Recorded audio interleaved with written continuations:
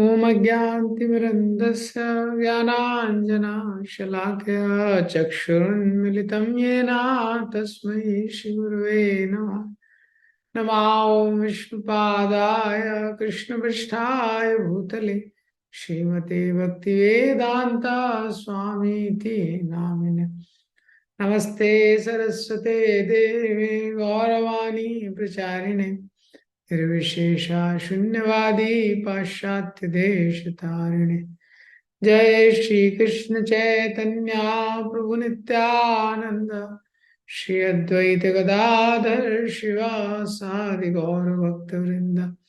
हरे कृष्णा कृष्णा कृष्णा हरे हरे, हरे रामो राम राम हरे हरे।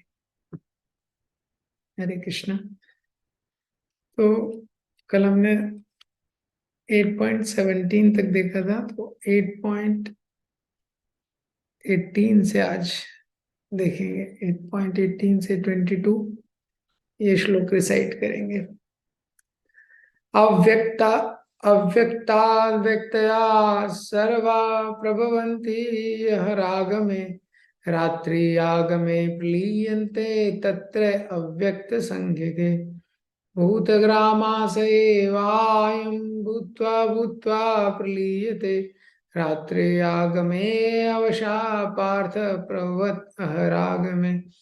परस्तस्मात्तु भावन्यो व्यक्तो व्यक्तात् सनातना यथा सर्वेषु भूतेषु नश्यत्सु न विनश्यति। अव्यक्तो अक्षर इति युक्ता तम्माहु परमां गतिं यं प्राप्य न निवर्तन्ते तद्धाम परमं मम। पुरुषा सा परा पार्था भक्त्या लभ्यस्तनन्यया यस्यान्तास्तानि भूतानि येन सर्वम् इदं ततम्। तो इससे पहले वाले श्लोक में जो है उसमें बताया है किस प्रकार से ब्रह्मा जी का जो जीवन है उसके बारे में बताया है। ब्रह्मा जी का एक दिन और एक रात, उसका क्या कैलकुलेशन बताया है पिछले श्लोक में। सहस्र पर्यंतम महारियत ब्रह्मणो विदु, हजारों दिव्य युगों का ब्रह्मा जी का एक दिन होता है, ऐसे ही हजारों दिव्य युग का ब्रह्मा जी का एक रात होता है। तो यहाँ पे अर्जुन का एक प्रश्न है कि उनको लगता है कि अगर ब्रह्मा जी का जीवन शाश्वत नहीं है तो उनका जो दिन है रात है उसका जो कैलकुलेशन लास्ट श्लोक में बताया है उसका कोई सिग्निफिकेंस है क्या, अगर उनका जीवन शाश्वत नहीं है। तो ये श्लोक है 18th वाला। अव्यक्ता व्यक्तया सर्वे प्रभवति अहरागमे रात्रि आगमे प्रलीयन्ते तत्र अव्यक्त संज्ञके। तो ये श्लोक है अव्यक्ता व्यक्तया सर्वे। अव्यक्ता व्यक्तया, जो अव्यक्त है वो व्यक्त हो जाता है। सर्वा मीन्स सारे जीवात्मा। प्रभवंती अहराग में, कब? जब दिन होता है, स्टार्ट ऑफ द डे। तो जो जीवात्मा है, तो ब्रह्मा जी की रात रहती है तो अव्यक्त रहते हैं। तो अव्यक्त जो रहती है जीवात्मा, सारी लिविंग एंटिटी, जब ब्रह्मा जी का डे शुरू होता है तो अहर मीन्स डे, आगे में जो स्टार्ट होता है। तो जैसे ही ब्रह्मा जी का दिन स्टार्ट होता है, प्रभवती अहर आग में अव्यक्त व्यक्तया सर्वा, सारे जो जीवात्मा है वो मैनिफेस्ट हो जाते हैं। ये और रात्रि आगमे प्रलीयन्ते, ब्रह्मा जी की जब रात होती है तो प्रलय आता है, डिस्ट्रक्शन होता है। तत्र अव्यक्त संज्ञके, ये तो जब ब्रह्मा जी की रात आती है तो प्रलय होता है। और इस तरह से चक्र चलते रहता है, किसका? व्यक्त और अव्यक्त होने का। लिविंग एंटिटी मैनिफेस्ट होती है, अनमैनिफेस्ट होती है। ये ब्रह्मा जी का दिन होता है, रात होता है, लिविंग एंटिटी मैनिफेस्ट होती है, अनमैनिफेस्ट होती है। ये सिद्धांत है। तो आत्मा हमेशा है, लेकिन जो उसका फॉर्म है इस संसार में, लिविंग एंटिटी का जो मैनिफेस्टेशन अनमैनिफेस्टेशन है वो चेंज होते रहता है। इस संसार में देखते हैं किसी भी व्यक्ति की मृत्यु होती है तो या तो उसको जला दिया जाता है, तो जला देते हैं तो वो क्या है, राख बन जाता है। या मुस्लिम लोग हैं उसको दफना देते हैं, दफनाने के बाद भी वो मिट्टी बन जाता है। या पारसी लोग हैं तो उसके शरीर को एक बड़े टावर के ऊपर रख देते हैं, तो वहां से वल्चर वगैरह जो गिद्ध वगैरह उसको खा लेते हैं। So body transforms into stool of a vulture, ये तो विष्ठा बन जाता है यही शरीर। तो क्या है कि इसका फॉर्म चेंज होते रहता है। आत्मा की तो मृत्यु नहीं होती है, लेकिन फॉर्म चेंज होता है। तो इस संसार में जो वास्तविक तत्व है उसको नाश नहीं किया जा सकता है, लेकिन जो मैटर है उसका फॉर्म चेंज होते रहता है। तो जब हम इस संसार से आकर्षित होते हैं तो किससे आकर्षित होते हैं? मैटर के फॉर्म से। मैटर के फॉर्म से आकर्षित होते हैं। जैसे कोई लोहा है, एल्यूमिनियम है, तो आकर्षित नहीं होंगे। लेकिन उससे अगर कोई कार बना दी, कार से आकर्षित हो जाएंगे। ऐसे ये शरीर 5 तत्वों से बना है, भूमि जल अग्नि वायु आकाश, तो वो दे दिया तो आकर्षित नहीं होंगे। लेकिन वही जब एक स्त्री के शरीर में आ जाएगा तो आकर्षित हो जाएंगे उस मैटर के फॉर्म से हम लोग। ये तो ये इसमें बताया गया है। तो इस संसार में इस श्लोक में बताया, ब्रह्मा जी का दिन होता है, सारे लोग मैनिफेस्ट होते हैं। ब्रह्मा जी की रात होती है, सारा जो अनमैनिफेस्ट हो जाता है। और इस संसार में जब भी हम टेम्परेरी फॉर्म से आकर्षित होते हैं तो उसके कारण हमको कष्ट मिलता है, क्योंकि जो सब्सटेंस है वो तो इटर्नल है। लेकिन जब हम फॉर्म से आकर्षित होते हैं, फॉर्म चेंज हो जाएगा। अभी जैसे इस संसार में जितने हमारे संबंध हैं, तो हम एक फॉर्म से आकर्षित हैं उसके। तो कोई भी है, माता पिता रिश्तेदार हैं जो भी है, तो वो तो हमेशा रहेगा, आत्मा तो हमेशा रहेगी, लेकिन उनका फॉर्म हमेशा वैसा नहीं रहेगा। करेक्ट। और वो फॉर्म से जब सेपरेशन होगा, हाँ, तो क्या होगा? उससे जब वियोग होगा तो हमको कष्ट होगा, क्योंकि हम लोग फॉर्म से अट्रैक्ट होते हैं। इसीलिए भगवान यहाँ पे बता रहे हैं कि जो सब्सटेंस है वो इटर्नल है, लेकिन जो फॉर्म है वो क्या है? वो टेम्परेरी है। तो ब्रह्मा जी का दिन होता है तो फॉर्म मैनिफेस्ट होता है। ब्रह्मा जी की रात होती है तो जो फॉर्म है वो अनमैनिफेस्ट हो जाता है। और ये साइकिल चलते रहती है हमेशा। साइक्लिक है वैदिक सब कुछ। तो ब्रह्मा जी के पूरे जीवन तक ये साइकिल चलती रहती है। तो अब इस पे प्रश्न होता है, क्या जीवात्माओं का इस पे कोई कंट्रोल नहीं है क्या? जो लिविंग एंटिटी है उनका कुछ कंट्रोल है कि इस पे, कि नहीं है? तो 19th श्लोक में बोलते हैं, भूतग्रामास एवायं भूत्वा भूत्वा प्रलीयते रात्रे आगमे अवशा पार्थ प्रवति रागमे। भूतग्रामा, भूतग्रामा स एवायम। भूतग्रामा मीन्स, भूत मीन्स लिविंग एंटिटीज, जीव। ग्रामा मीन्स उनका aggregate combination.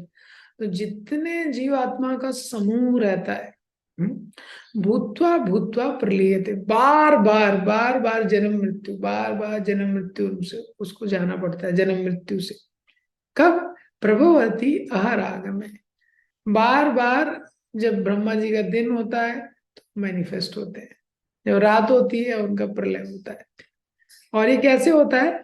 अवशा, अवशा means helplessly, प्रलीयते, Brahma ji की रात है तो हेल्पलेसली सबका डिस्ट्रक्शन हो जाता है। अवशा मतलब क्या है? हेल्पलेस। तो ये जो श्लोक है इसमें तो अर्जुन ने बोला कि लिविंग एंटिटी का कोई कंट्रोल नहीं है क्या? तो हमारा कोई कंट्रोल नहीं है इसमें, हम लोग हेल्पलेस हैं। इस संसार में भी आप देखेंगे कि जब भी प्रकृति, कोई प्राकृतिक आपदा आती है तो हम लोग कितने इंसिग्निफिकेंट है, हम लोग उसको कुछ नहीं कर सकते।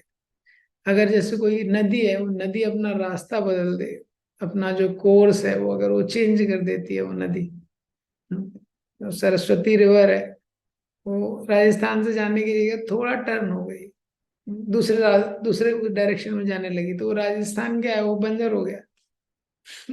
वो पूरा एरिया, अभी आप कुछ नहीं कर सकते वहां पे कुछ भी डाल के, ये वेस्ट हो जाता है लैंड। ऐसा है। तो जब प्राकृतिक आपदा आती है उसमें हम कितने हेल्पलेस हैं, इससे हम समझ सकते हैं। तो भगवान बता रहे हैं कि ब्रह्मा जी का दिन और रात होता है, जीवात्मा की मृत्यु होती है, और जन्म लेता है, उसके लिए वो हेल्पलेस है। एक कोरोना में एक वायरस आ गया, वो किसी ने देखा नहीं, वो वायरस इतने लोगों के इतने लोगों के ऊपर मास्क आ गया, सब कुछ बंद हो गया, स्कूल बंद, कॉलेज बंद, सारी इकोनॉमी बंद, सारे देश बंद। ये तो नेचर की पावर के आगे हम लोग एकदम इनसिग्निफिकेंट है। कोई जर्म आता है, कोई वायरस आता है, कहीं पे अर्थक्वेक आता है, तो हम देखते हैं कि हम लोग उस पर लगभग लगभग कुछ भी नहीं कर पाते ओवरऑल। इस तरीके से वो काम करता है ये। तो ये जो श्लोक भगवान ने बोला है, इसमें ये पॉइंट यहाँ पे एक्सप्लेन किया है कि लिविंग एंटिटी कितना हेल्पलेस है ये। और ये इसलिए भी बताया है कि हम जिस संसार में है, वो संसार का स्वभाव ऐसा है, इसमें हमेशा परिवर्तन होता है, इसमें हमेशा नाश होता है, जिससे कि व्यक्ति संसार के परे किसी चीज को प्राप्त करने का प्रयास करे। ये सिद्धांत यहाँ पे बताया गया है। तो ब्रह्मा जी की लाइफ है, ब्रह्मा जी की लाइफ में ब्रह्मा जी का दिन होता है, लोगों का जन्म होता है, ब्रह्मा जी की रात होती है, लोगों का डेथ होता है। अब ये जो पॉइंट है हेल्पलेसली, इसको समझना इम्पोर्टेंट है। हम अपने जीवन में इतना सारा प्रयास करते हैं, इतना मेहनत करते हैं, और सारा प्रयास है चीजों को संभाल के रखने का। तो कोई व्यक्ति है, प्राइवेट जॉब से गवर्नमेंट जॉब चाहता है, जो किराए के घर पे है वो परमानेंट घर चाहता है, और इतने सारे योगासन रामदेव बाबा बता रहे हैं, इतनी सारी दवाइयां हैं, शरीर को संभाल के रखना चाहते हैं हम, क्योंकि ये बिखर रहा है। उसके बाद घर को संभाल के रखना चाहते हैं। ये जीवात्मा का बड़ा प्रयास है कि किस तरह से चीजें मेंटेन रहे। लेकिन संसार का स्वभाव क्या है कि ये सारी चीजों में नित्य परिवर्तन होता है और इनका नाश निश्चित है। हम कितना भी प्रयास करके, ये कैसा है, जैसे कभी कभी देखा है ना, वॉश बेसिन में कभी आप ब्रश कर रहे हैं, कुछ कर रहे हैं, बहुत सारी चींटियां आ जाती है।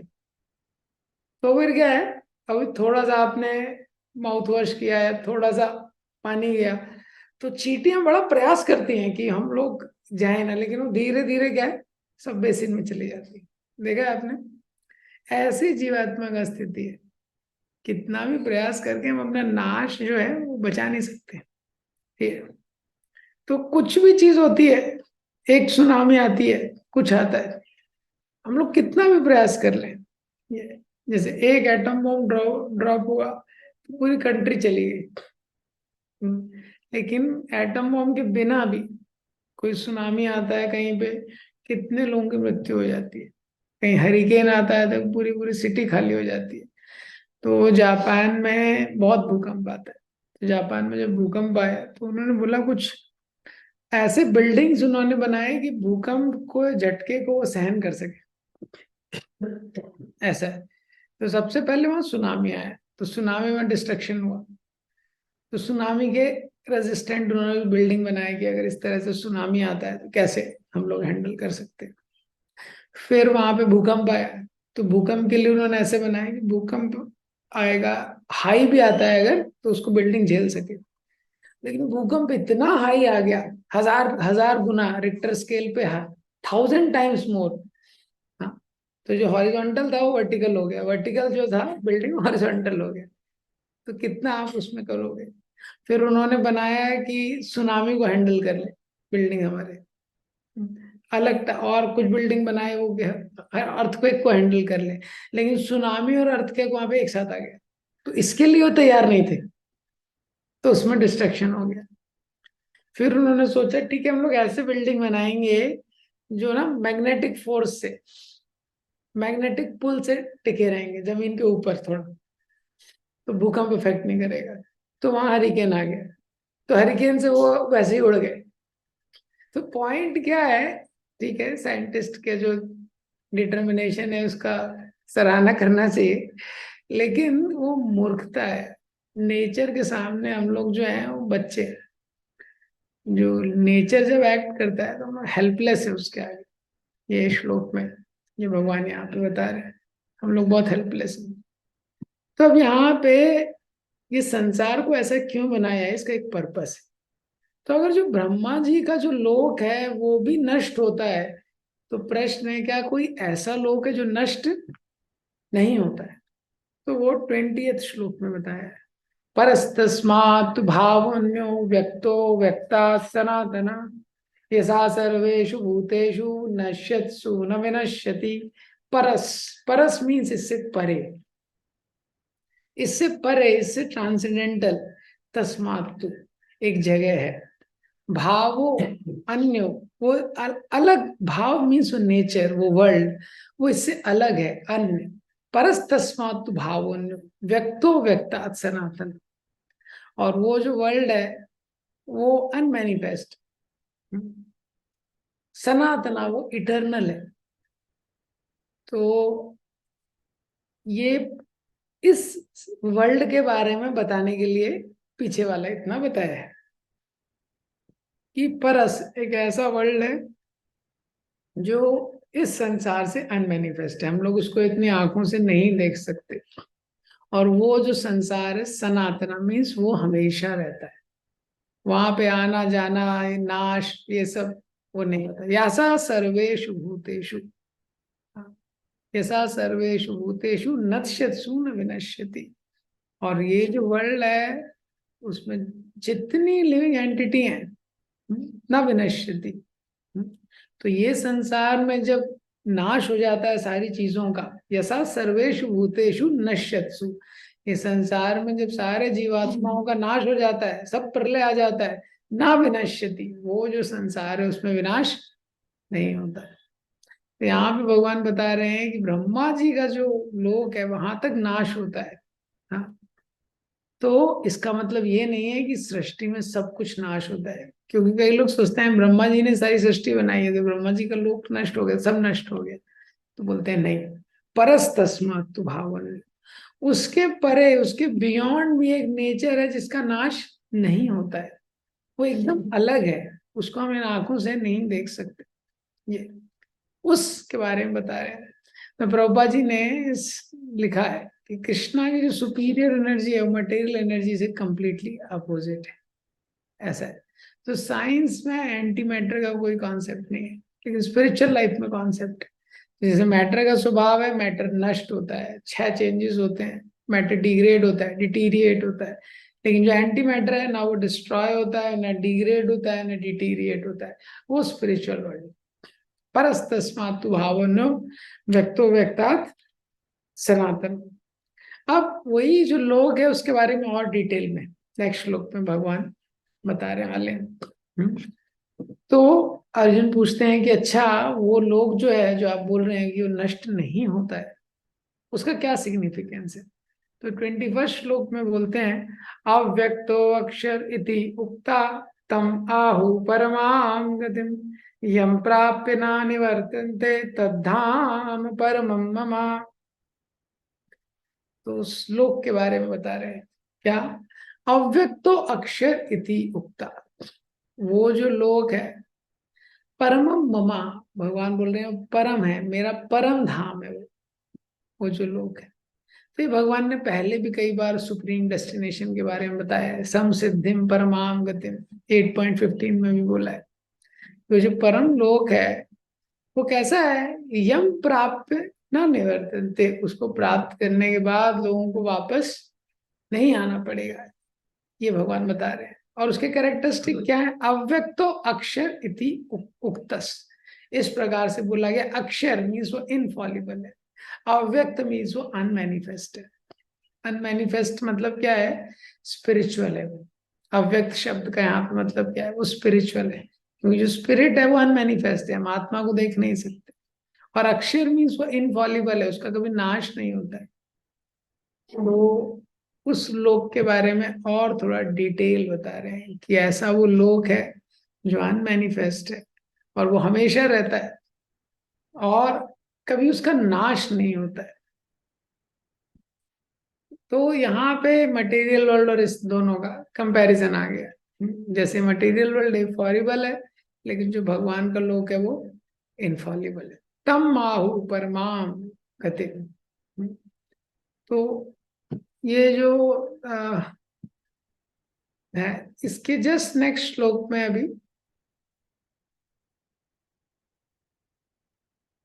तो इस श्लोक में पहला कैरेक्टरिस्टिक बताया है यम गत्वा न निवर्तन्ते, वहां जाने के बाद व्यक्ति को वापस नहीं आना पड़ता, क्योंकि बाकी सारी जो जगह है वहां से वापस आना पड़ता है।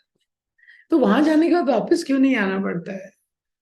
ये संसार में व्यक्ति ऊंचे ऊंचे कुछ प्राप्त करना चाहता है। जैसे आप देखेंगे, कोई पढ़ाई कर रहा है, 10th वाला 12th में जाना चाहता है, 12th वाला उससे ऊंचा कुछ प्राप्त करना चाहता है। हाँ, तो इसी तरह से वो चलते रहता है। कोई इंजीनियर बनना चाहता है, कोई डॉक्टर बनना चाहता है, जो डॉक्टर है, जो एमबीबीएस है वो एमडी बनना चाहता है, जो एमडी है वो भी और सीनियर सर्जन के साथ करके और ऊंचा बनना चाहता है। लेकिन पॉइंट है कि यहाँ से ब्रह्मलोक तक चीजें नष्ट होती हैं और जीव भी संतुष्ट नहीं होता है। जीव भी क्या है, संतुष्ट नहीं होता है, और वो वापस आता है, क्योंकि उस अचीवमेंट से वो सेटिस्फाई नहीं होता है। जैसे केमिस्ट्री होती है, तो केमिस्ट्री में आप देखेंगे कि कोई भी एलिमेंट रहता है, तो जब तक वो अपने स्टेबल कॉन्फ़िगरेशन में नहीं आता है, जैसे लास्ट वाले ऑर्बिट में उसके 8 इलेक्ट्रॉन्स रहने चाहिए, तो अभी सपोज किसी के 4 हैं, 5 हैं, तब तक इधर उधर रिएक्शन करते रहता है वो। किसी इस एलिमेंट के साथ रिएक्ट करेगा, दूसरे के साथ रख दिया तो वहां रिएक्ट करेगा, जब तक उसका स्टेबल ग्राउंड स्टेट वाला जो कॉन्फ़िगरेशन है वो नहीं आता। इसी तरह जीवात्मा यहाँ से ब्रह्मलोक तक इतना अचीवमेंट मिलने के बाद, इस संसार में कई बार लोग सोचते हैं कि अगर ये हो गया, वो हो गया, किसी को लगता है मेरे को पॉलिटिक्स में अगर सीट मिल गया, ये हो गया, तो मैं सेटिस्फाई हो जाऊंगा।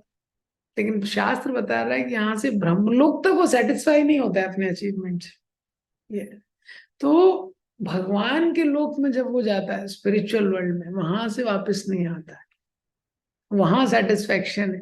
और वो सेटिस्फेक्शन जीव यहाँ पे भी एक्सपीरियंस कर सकता है जब वो भगवान की सेवा में लगता है, और फिर यहाँ से उसका वहां ट्रांसफर किया जाता है। तो ये कैरेक्टरिस्टिक्स बता रहे हैं कि वहां से व्यक्ति को आना नहीं पड़ता है वापस। तो जनरली हम अपनी जॉब चेंज करते हैं, क्यों? हम लोग सेटिस्फाई नहीं है। हम घर चेंज करते हैं, क्यों? सेटिस्फाई नहीं है। लोग कई बार रिलेशंस चेंज कर लेते हैं, क्यों? सेटिस्फाई नहीं है। ये तो अल्टीमेट सेटिस्फेक्शन क्या है? ये मटेरियल वर्ल्ड का प्रोडक्ट नहीं है, ये क्या है? स्पिरिचुअल वर्ल्ड का प्रोडक्ट है। तो मटेरियल वर्ल्ड में भी जो स्पिरिचुअल कॉन्शियसनेस से चीज की जाती है वही सेटिस्फेक्शन दे सकती है। तो अब वो जो लोक है उसकी क्या स्पेशलिटी है, और बता रहे हैं। पिछले वाले श्लोक में पूछा, पिछले वाले श्लोक में ये 8.21 में बताया कि क्या सिग्निफिकेंस है। अर्जुन ने बोला कि अच्छा, वो जो लोक है जहां से जो आप बोल रहे हैं कभी नष्ट नहीं होता, जो अनमैनिफेस्ट है, उसका क्या सिग्निफिकेंस है जिसका डिस्ट्रक्शन नहीं होता है? तो बताया उसका सिग्निफिकेंस क्या है, वहां से वापस नहीं आना पड़ता है। वो इनफॉलिबल है, वहां से वापस नहीं आना पड़ता है किसी को। अब और क्या स्पेशल है उसमें, 8.22 में बता रहे हैं, पुरुषासा परा पार्था भक्त्या लभ्यस्तदन्यया यस्यान्ता सर्वभूतानि, यस्यान्ता स्थानि भूतानि येन सर्वम इदं ततम।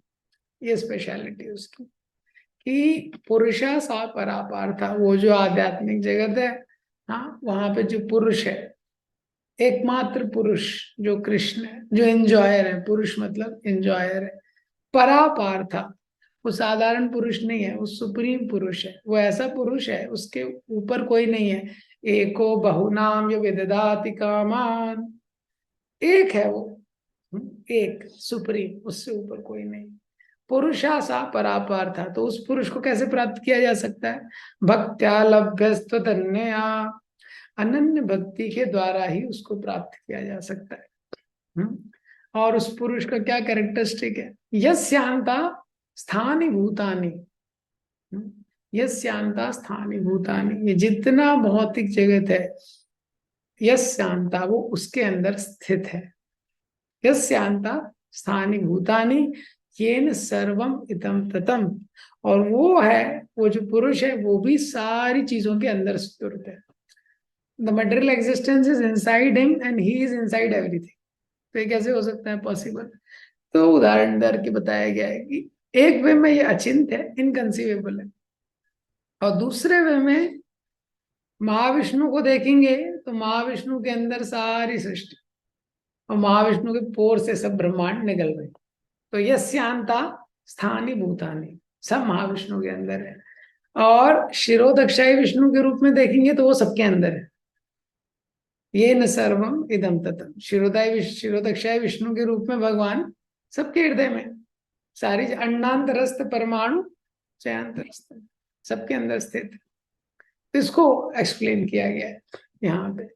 तो ऐसा जो पुरुष है उसको प्राप्त किया जा सकता है। तो ये जो सेक्शन है 8.15 से 22 का, तो इसमें क्या हो रहा है, एसेंशियली चैप्टर की शुरुआत कहाँ से हुई है? अर्जुन ने जो 8 प्रश्न पूछे हैं, और 8वां प्रश्न है भगवान का स्मरण मृत्यु के समय कैसे हो, जो मेन चैप्टर का थीम है। तो पॉइंट है कि पहले बताया षट चक्र योग के द्वारा, कि षट चक्र योग के द्वारा भगवान को कैसे याद करना है। षट चक्र योग बड़ा कॉम्प्लेक्स था, फिर भगवान ने 8.14-15 में इजी बताया थोड़ा। भक्ति योग के बारे में, अनन्य चेता सततम यो माम स्मृति नित्यशा तस्याहम सुलभा पार्थ। इनकी भक्ति के द्वारा भगवान का स्मरण करना आसान है। उसके बाद 8.14-15 के बाद ये जो सेक्शन है 15 से 22, इसमें फिर भगवान ने ब्रह्मा जी का लाइफ स्पैन बताया। इस संसार में सबसे उच्च जो किसी का पद है वो ब्रह्मा जी का है, सबसे ऊंचा किसी का लोक है तो ब्रह्मा जी का है। पर वहां पे भी प्रलय आता है। 4 तरह के प्रलय होते हैं, नित्य, नैमित्तिक, आत्यांतिक, प्राकृतिक।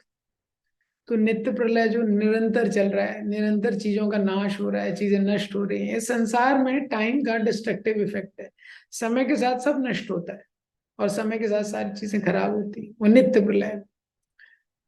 और नैमित्तिक प्रलय क्या है? नैमित्तिक प्रलय में ब्रह्मा जी की रात होती है तो प्रलय आता है, लेकिन उसमें ऊपर के 3 लोगों को छोड़ के बाकी सब नष्ट हो जाते हैं। ऊपर के 3 लोग बचते हैं, सत्यलोक और 2 और लोक और। तो वहां के रेसिडेंट ऊपर चले जाते हैं, सत्यलोक में चले जाते हैं। अब उसके बाद प्राकृतिक प्रलय आता है, जब ब्रह्मा जी के 100 साल पूरे होते हैं, जिसमें सब कुछ नष्ट हो जाता है ब्रह्मलोक तक।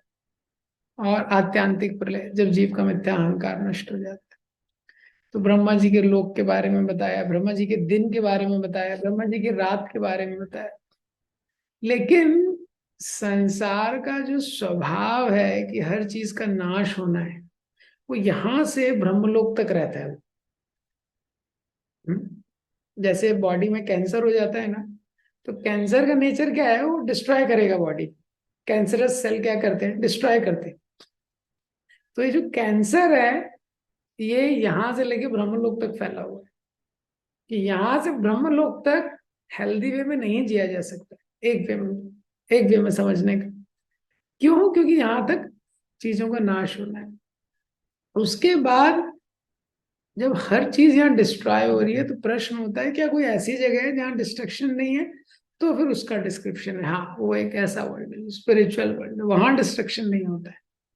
वो स्पिरिचुअल वर्ल्ड है, यहाँ सब नाश हो जाता है, तभी भी वो एज इट इज रहता है। वहां कोई अर्थक्वेक नहीं आते, कोई सुनामी वहां नहीं आता, कोई हरिकेन नहीं आता, कोई प्राकृतिक आपदा नहीं है। ये सब कुछ नष्ट होने के बाद भी वो एज इट इज रहता है, वो इनफॉलिबल है। वैसा हो जाए, वहां जाने के बाद व्यक्ति को वापस नहीं आना पड़ता है। हाँ, वो एक ऐसा अचीवमेंट है, उसके बाद व्यक्ति को वापस नहीं आना पड़ता।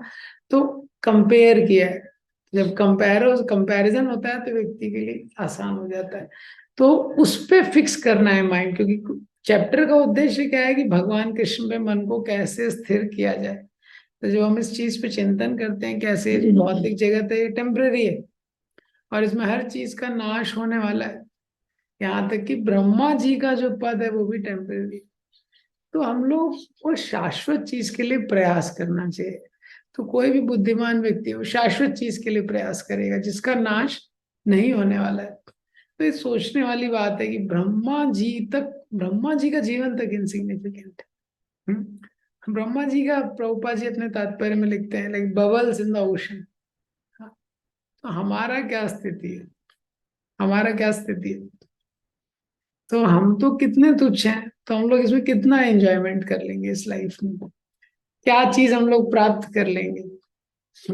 किसी को माला पहना दी, कोई इलेक्शन में बन गया, कोई चीफ मिनिस्टर बन गया, किसी के यूट्यूब में थोड़ा लाइक्स बढ़ गए, किसी के 3 मिलियन व्यूज, 4 मिलियन व्यूज, किसी का अखबार में फोटो आ गया। लेकिन ये कैसा है? ये वैसे ही है जैसे हम देखते हैं कि मॉथ्स जो होते हैं, पतंग होता है, वो रात में उसका जन्म होता है, सुबह तक उसकी सारी लीला खत्म हो जाती है। रात में जन्म होता है, रात में बड़ा होता है, रात में गोल्ड मेडल वगैरह जितना पब्लिसिटी है सब रात में ही, उसका एक रात का जीवन है, उसमें ही सब कुछ है। तो किसी भी चीज का मूल्य है अगर वो स्थायी रूप से रहे।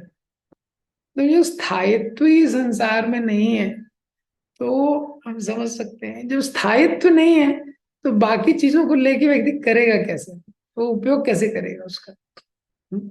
बहुत ज्यादा उपयोग नहीं किया जा सकता है। इसलिए संसार में सेवा रूपी कर्म में व्यक्ति को लगने का प्रयास करना चाहिए, उसको पुरुषार्थ करना चाहिए। पुरुषार्थ करना चाहिए, लेकिन भगवान की भक्ति के लिए पुरुषार्थ करना चाहिए, क्योंकि वो स्थायी पद देने वाली, स्थायी पद देने वाली है। पहले के जो युग रहते थे उसमें क्या है, लोगों का बहुत लंबा जीवन रहता था।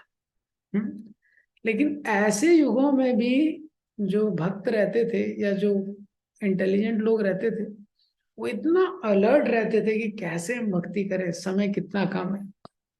पहले के समय में 1 लाख साल उम्र होता था। हाँ, उसमें भी लोगों को टेंशन रहती थी, कैसे भक्ति करें, इतना छोटा सा टाइम है और इसमें हमको जीवन जीवन का जो उद्देश्य है मनुष्य जीवन का उसको प्राप्त करना है। ये वो भी इनसिग्निफिकेंट, इतना अर्जेंसी रहता था। भरत महाराज ने जो अपना युवा अवस्था में अपना राज्य छोड़ दिया, अम्बरीश महाराज हैं, पूरी पृथ्वी के राजा थे, सवै मना कृष्ण पादार विंदयो वाचांसी वैकुंठ गुणानुवर्णन, लेकिन पूरी पृथ्वी के राजा हैं, लेकिन पूरा मन उन्होंने भगवान में लगा हुआ है। तो कितना सेंस ऑफ अर्जेंसी पहले के लोगों में था, हम सोच सकते हैं कितना अमेजिंग थॉट प्रोसेस। और कलयुग में छोटा सा लाइफ, छोटा सा लाइफ है, उसमें भी व्यक्ति आधे टाइम तो हॉस्पिटल के चक्कर लगाता है। ये कभी किसी की डेथ हो जाती है, हर चीज टेम्परेरी है, उसकी कैपेसिटी टेम्परेरी है एंजॉय करने की। लेकिन फिर भी कलयुग में ये विडंबना आएगी कि भक्ति का जो प्रोसेस है उसको सीरियसली नहीं लेता है। हाँ, तो डिवोटी मतलब जो इंटेलिजेंट है, और इंटेलिजेंट व्यक्ति परमानेंट सोल्यूशन चाहता है, वो टेम्पररी सोल्यूशन नहीं चाहता है। इसीलिए वो इस संसार के भोगों को अवॉइड करना चाहता है। मटेरियल वर्ल्ड में प्लेजर है लेकिन टेम्परेरी है, और प्लेजर के बाद इससे पेन कनेक्टेड है। ये तो वो प्लेजर चाहता है डिवोटी, लेकिन और ज्यादा हायर प्लेजर वो चाहता है। ये हायर प्लेजर जो परमानेंट है, जिसको परमानेंटली प्लान कर सके, परमानेंटली जिसको वो एंजॉय कर सके। तो इस संसार में उतना प्लेजर नहीं है, इसीलिए वो संसार के प्लेजर्स को छोड़ता है और अनुशासन पूर्वक शुरुआत में भक्ति में लगता है। तो डिसिप्लिन होके अगर हम प्रयास करेंगे, यही है जो हमारे हाथ में बेस्ट है, that we should do in bhakti. ये क्योंकि भक्ति के लिए अगर एफर्ट्स हम लोग नहीं कर पाए तो हमको लेमेंट करना पड़ेगा। भक्ति के लिए अगर एफर्ट नहीं, क्योंकि मटेरियल वर्ल्ड में तो कोई चीज परमानेंट है नहीं, और कोई भी अचीवमेंट प्राप्त करेंगे उसमें टेंशन होगी। किसी व्यक्ति का आप कोई भी जॉब लगा दीजिए, संसार में कोई भी आप उसका जॉब लगा दीजिए, किसी व्यक्ति के बैंक बैलेंस में कितना भी पैसा डाल दीजिए, और किसी व्यक्ति को फिजिकली भी कितना भी अच्छा हेल्थ मिल जाए, वो कभी डॉक्टर के पास नहीं गया है, पर क्या है, दुख को अवॉइड नहीं कर सकता और डिस्ट्रक्शन को। प्रेजेंट में उसके दुख रखे, दुख लिखा है, और फ्यूचर में विनाश लिखा है। ये मटेरियल वर्ल्ड का प्रेजेंट और फ्यूचर है, और पास्ट की स्थिति सबको पता है।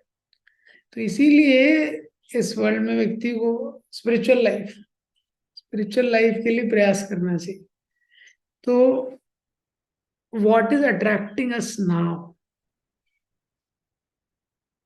what we want the most in our life, we should not compromise it for what we are getting attracted to now।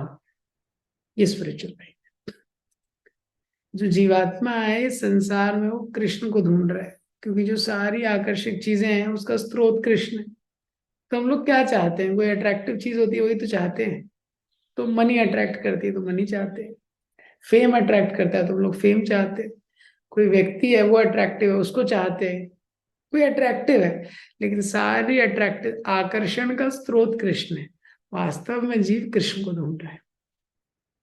So what we want most, we want Krishna, but we compromise it for what we want it now. So what we want now, for that we should not compromise what we want most. तो we should have, this is spiritual life, कि अभी के pleasure के लिए हमको अपना जो ultimate goal है उसको नहीं साइड में रख देना चाहिए। ग्रंथराज श्रीमद् भगवत गीता की जय, श्रील प्रभुपाद की जय।